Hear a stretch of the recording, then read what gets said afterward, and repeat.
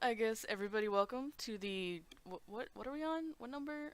I'm new to hosting. 60th. 60th. Wow, welcome to the 60th My Little Pony drawing stream.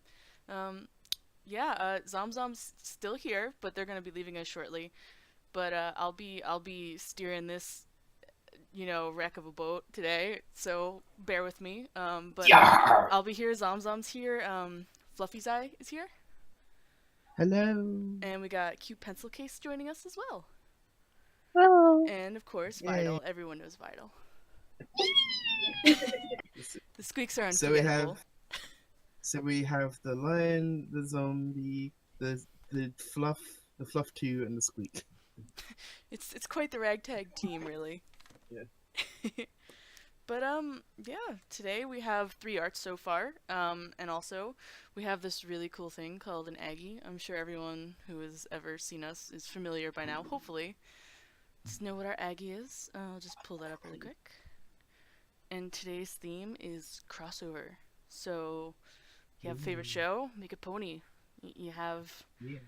a favorite show that's you want to put a pony in, make a pony into that favorite show. Enjoy yourself, have fun, mission mash. I'm gonna cross over My Little Pony with My Little Pony. Wait, Oh my god, how creepy. plot twist, it's the first generation. I Well, you could do that, maybe. It's true, it's true. But yeah, hop in there. Stranger Dinosaurus, McDino-san, has the Aggie up and running. Just so feel free to hop in and join while we do crits and all that fun stuff you're used to. So, let's see. Let's see what today brings us to. Now, our first drawing we're going to do is this Radical Pony with the flames and the sunglasses. That's by Corin CZ11. I'm probably saying that wrong.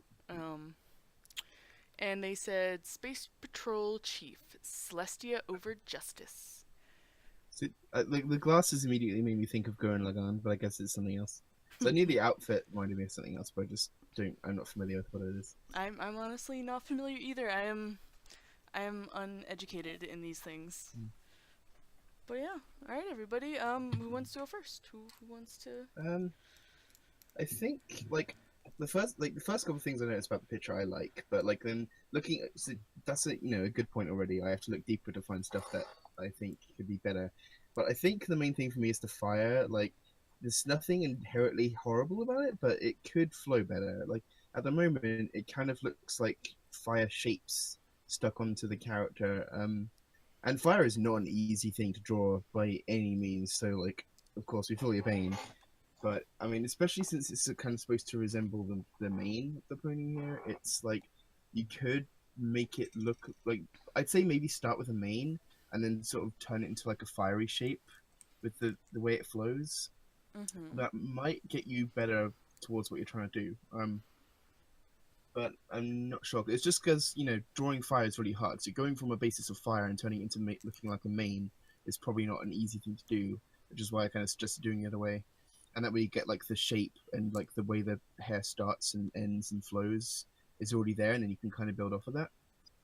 Do you have anything towards the actual shape of the fire, Ali? I'd say definitely what you said. Like, fire is difficult. We all feel you. I think something though that is super characteristic to fire is the direction it goes. So you have all these spikes going everywhere. Some of them pointing down. Fire usually only points down unless it's forcibly pushed that way by wind. So it tends to go upwards because of course heat rises. So while you have this really cool flickering effect going on, and it's fire, it's her mane, it's going crazy, it's everywhere. It's kind of like it's the solar flare equivalent of Luna's like spacey mane. So like where Celestia is just pulling it right off the sun. So in my opinion, I would go maybe less of these little flickering pieces and think of the overall flow of the fire of her mane. So like, I know that we have this piece here. Let me just try drawing over it. So a piece like this that we'd see on Luna almost is not quite its own standstill, because the way I look at princesses, it's kind of like there's this bit here that sits on the back of their neck, and the entirety of the mane is the one that wraps around to the front, the part we see. So it's not like she's not like a normal pony, or well, not all ponies have this, but some ponies have it where it only goes off one side for their mane. It's difficult for this one, but you could have like bits coming off, flames on the side, little ones. But I think something that would ultimately improve it is just thinking more general with the position and not just all these little flicks of flames coming out of her hair. I think ultimately it would be a little bit more smoother near here, or at least a little wavy uh instead of flicky and tongue-like. See, Fluffy's drawing a nice little flame over there. Yeah, just felt like trying a candle. So so just kind of want to show like a flame usually stays in one like shape. It's all gonna flow from the same sort of pattern rather than taking out different sort of different forms. It's all gonna like it's basically like an energy flowing along a path. So it's just gonna kind of bend with the air currents as it goes, but it's all gonna kind of follow the same route. But of course, when you've got like a big thing like this, and you're trying to show like a roaring fire, like with, obviously looking like hair. You can't just do one single thing. It's going to be like flowing and having like those flicks at the side and everything. Because when it is blowing in the wind or like flowing like that, it is going to like have lots of different sort of flickering bits. So you're right to make it sort of quite messy, but I don't know. It's a really tricky thing to do. But it's like looking up references, both of actual flames and of like other times people try to make a hair out of fire. That could help just to sort of learn from other people's experiences as well. Mm-hmm. Like if they have to go through all the trouble of referencing and learning and making their best attempt at making fire, then sometimes by walking through their shoes you can see, oh yeah, I can see how they sort of like came to this conclusion. Maybe they weren't quite right in making it look making this part how it was, but I can see where they're coming from, and maybe if it was done differently it'd be better. So just research, see what you can come up with. I don't know. It's like I say, sort of think about the motion. I think. Mm-hmm. Because like I think one of the examples, like, I know we always tend to point back to the show, but it's nice because that's like what we're all drawing from.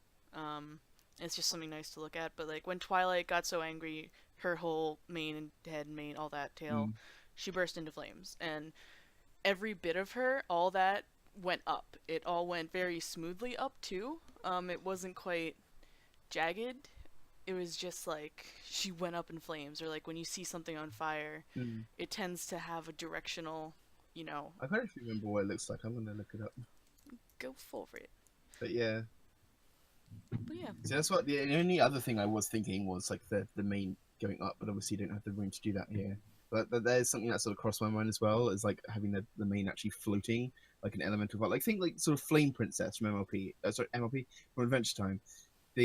Her hair obviously floats upwards all the time, except when she's wet and it flops down to actual hair.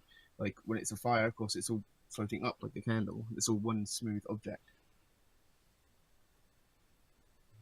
So yeah, I guess that's the 2 cents on the mane that I'm reading from everybody. Well, from Fluffy and I. Yeah, Ooh, I can agree with that. I've done some corrections to the eye on the side of the head, and just a little bit of fire that was dancing around there. You have a piece of fire like shooting out from under the hair. It's a little bit odd in context, just because it covers up an entire eye, and it just sort of spawns out of nowhere and has no effect on the hair. So I'd suggest just completely scrapping that piece and leaving the other eye so we get the full effect of that glare, that sort of powerful stare he has. I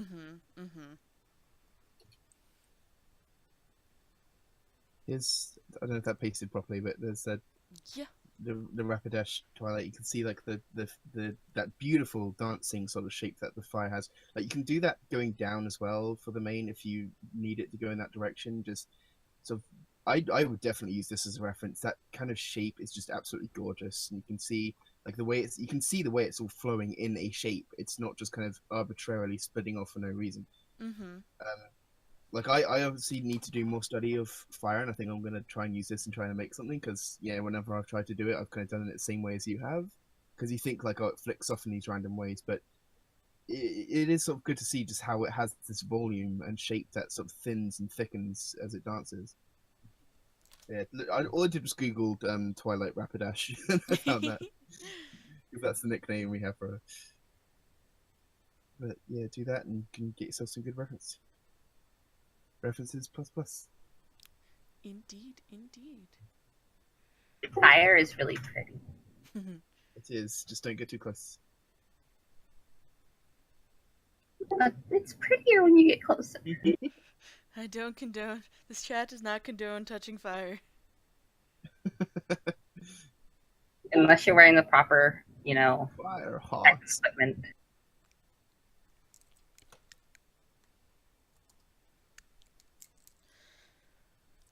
Anyone have any last things to say for this picture? No, that's all I got. It's a pretty good picture, as you said. Yeah. It's a lot of it's nitpicky, a lot of it's like it's clearly styled. You know, I like the way you have your eyes done, especially with like the back of the eyebrow, like not the eyebrows, the eyelashes, like this really bold structure around the eye. I think it's very fun. It makes the eyes even more intense, kind of like trying to think it's like when you really get like crazy good eye makeup on to make your eyes just really pop with the boldness. So, I like that. And I like the shines you did on the jacket. Those good leathery shines. Nice and, like, up front. So I guess if, Next. Yeah. Alright. So next we're gonna move over to this rainbow... Oh, don't do that to me. Next we're gonna move over to this Rainbow Dash and Twilight. I can zoom in a bit on them. Okay. Get them nice and centered. That's too zoom. Okay. So, this image was submitted by... Scroll. Okay. Saint Thunder. And they stated, cover art for my fanfic. I don't know how to make Twi's horn look more natural, and also keep the outline since I'm switching from vector to raster. So. How are they switching between vector and raster, I wonder? I think it sounded more like they meant they were going from using vector to trying to draw with raster. Alright. Correct me if I'm wrong on that. I don't know. My guess would be is that they did the outlines in vector and they're trying to color and all that with raster. That would make sense. It's a cute pencil case taking the lead. Do you want to talk about what you're doing? It was just one shape, and I made it two shapes. Yes, that's a very good point. Because you can see the body is just like a big bean, and what Cute Pencil Case here is doing, showing that there's like the chest, and then there's the rump behind them. So even if you can't see all of it, just make sure to do those two bits, because you're going to make it so much easier on yourself. Mm-hmm. And even if you look at the ponies in the show, usually their butts do indeed touch the ground when they sit. Sometimes you'll see them a little bit, depending on how you look at it versus real anatomy of some creatures, because some creatures I know they can sit on their haunches, like just that flat leg area sort of here. It's very dog-like or cat-like sometimes. But if we're looking at MLP ponies, and I assume you're definitely going for a more MLP style. So yeah, what Cute Pencil Case did here with the two shapes, bring the butt down, have it touch the ground. What kind of the only thing that kind of bugs me a little bit as well is like, it's not anything too specific or technical, but like looking at the shapes here, it really does kind of feel like a lot of shapes stuck together. And since if you were starting this with vector, or you're used to drawing with vector, I can completely understand why, because I also do vector sometimes. Obviously vector is shapes stuck around one another, like some hiding under others to create the illusion of a picture. But when you're doing the drawing, and I would try to sketch first on paper or with a tablet if you have one, just to, before you do the vector, just because it's a lot easier to get that flow in. Whereas if you start with vector from the beginning, then it makes it really hard to follow. because you're trying to have to think of things, but you're working with all these basic shapes, and it's really hard to do that. It really looks like you've got like a bunch of shapes stamped on top of each other, and the way you sort of construct any kind of anatomy from anything is everything builds off of each other. You know, like when I draw a face, I don't just have like a head with like some eyes shoved on and like a nose and a mouth and some ears. You know, everything like one curve will lead into another curve. The nose will lead into the eyes, and like the cheeks will lead into the ear, which leads back into the eyes, and like everything kind of builds up from each other. So look at like artists you like, the stuff they produce, and sort of try to break down where the flow of the lines are and how they construct the anatomy of their pieces. And same goes for like the body or anything. Just sort of look how each part flows into another part. It's not like anything. I can't really give any huge technical advice on that, but it's just like sort of something to think about.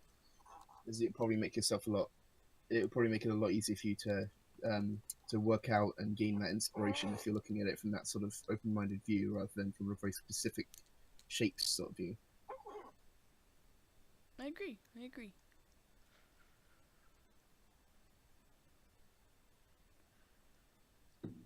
Anyone else got anything? As far as the horn, if you want to help make the horn look like it's coming out like from under, from the head and then through the mane, just add a little detail line here into the mane to show that the mane is partly covering it, but then that it comes out. And what is my thing doing?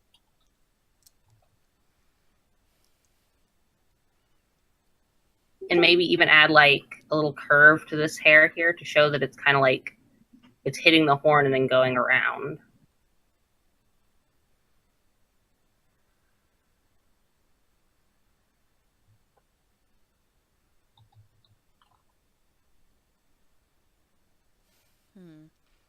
I so wish they were here to ask about the Yeah. wing.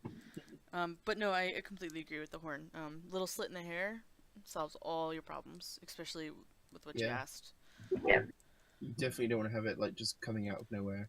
It can be tricky though, because honestly, I don't like having like just the slit through the hair and then the horn like disappears into it, because it makes the horn look flat and like it's coming out at a weird angle.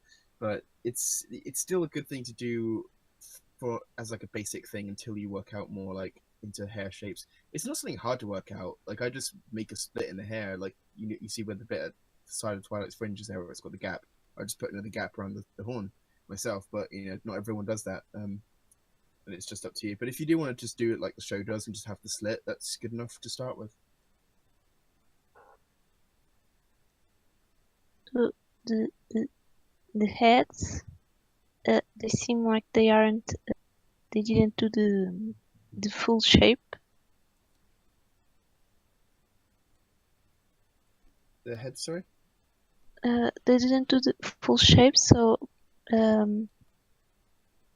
Twilight's, for example, looks a little bit like an egg instead of a circle. The same here with Rainbow. I would definitely agree. Yeah, it can be hard, but like once you get the sort of shape built up, again, it can. Oh, I'm gonna try sketching it a bit actually. It's all a matter of experience, honestly. Just you'll get used to it over time. It's not going to come overnight. But just looking at each little bit at a time, like, okay, maybe the head's a bit too oddly shaped here. Maybe if I try doing a little puffy cheek like this, and then boom, already it's got more shape. Then maybe the other ear coming in, just trying to build that up and think, what can I do to make this a little bit more interesting? Like, how would a face actually be shaped? Because obviously, where you've got like a skull, the eyes are actually in like a crevice. That's a really bad example, but you get what I'm saying. It goes in and back out again to the cheek. So you don't necessarily, just to start off with, you don't have to go full into like studying bones and muscle. Like that's good to do later on, but just sort of understanding the basic concepts of like how the cheeks and forehead and stuff like that sort of fold, and that sort of gives you a better idea. Agreed. Yeah, it's squishable. Squishable and soft. And really quick, I just wanted to talk about the wings. So I see you're kind of using wings as hands, which is cool. I love seeing people do that. But the only issue is I'm not quite sure what they're doing as hands. To me, it looks like you have like the rock hard symbol, and they're holding pinkies together. I'm not quite sure. It just doesn't feel like a natural way to secretly hold pinkies with somebody. But something I can highly suggest is the movie Rio.